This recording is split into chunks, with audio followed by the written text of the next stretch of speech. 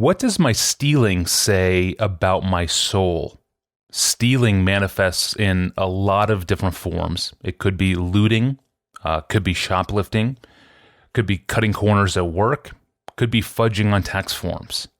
But what is this impulse to steal, this urge inside of us? What does it say about us? That was the question Pastor John took up in a 1986 sermon on Ephesians 4:28, a text where Paul writes this, quote, "Let the thief no longer steal, but rather let him labor, doing honest work with his own hands, so that he may have something to share with anyone in need." End quote. That word on stealing was given to Christians in a local church. That's right, 2 Christians who are members of the local church in Ephesus on stealing. Here's Pastor John to explain. In the wilderness, Jesus was tempted by the devil. You remember what he said? The devil said to Jesus, "If you're the Son of God, turn these stones into bread because you're hungry." What he really said was, "Look, why don't you just short-circuit the way of the cross? Why don't you just do an end run around self-denial and hard suffering work? I mean, you have the power. It would be easy." And Satan comes to you and he says, "Look, why don't you just take it? Why don't you just run an end run around hard work and honesty and labor? Just take it. You can have it. Nobody would know." Satan tempts us to steal from our employees with unjust wages. He tempts us to steal from our employers with shoddy work and with long coffee breaks. He tempts you to shoplift at the store. He tempts you not to report all your income on your income tax. Where does stealing come from?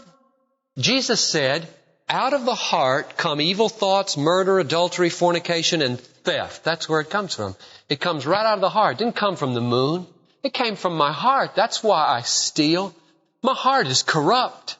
And why is it corrupt? My desires are bad. And why are my desires bad? Because I'm blinded and hardened in my sin, and Satan has free access, and he deceives me about what is valuable in the world, so that I really believe it is more valuable to have this little pleasure and security than to have a clear conscience and to obey God and to love people. Awesome deceit in the world. If we could see things clearly, we wouldn't steal.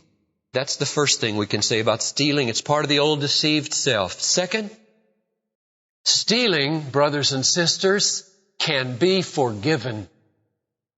It's so plain here in verse 28. Let the thief no longer steal. He's talking to thieves at Ephesus. The thieves in the church at Ephesus.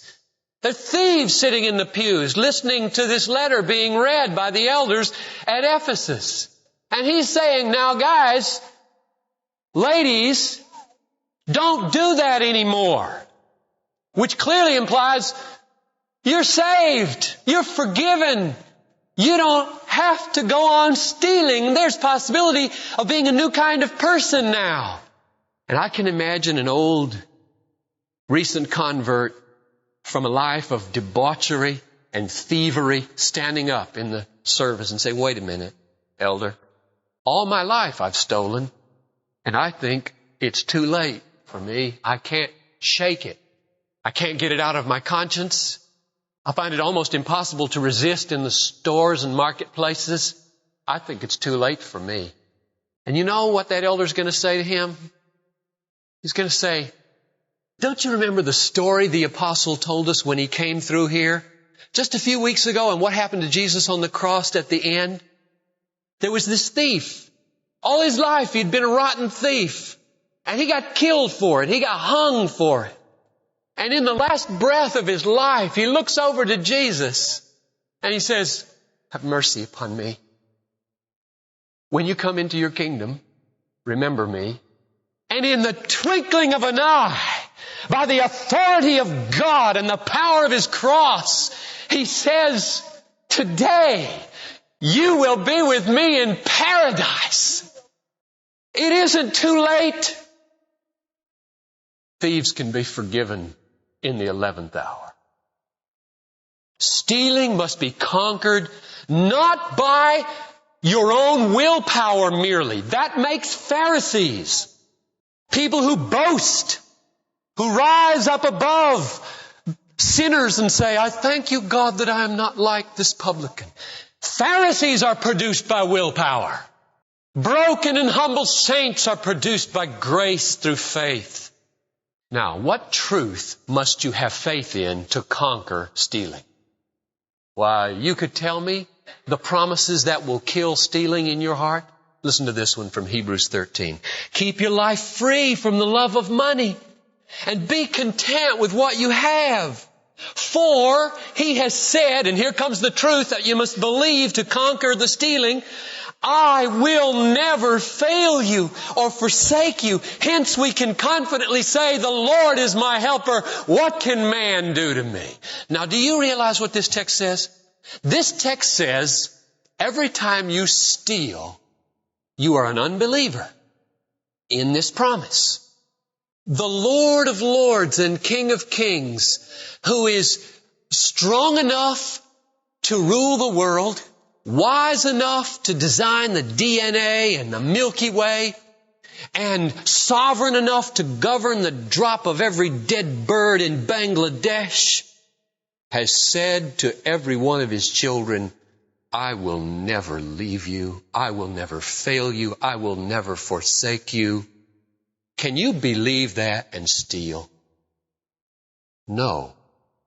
You have to be a disbeliever in the promises of God to steal. That's why it's so horrid. That's why Paul said, thieves do not enter into the kingdom, because they don't believe God in their day-to-day walk. They don't believe His promises.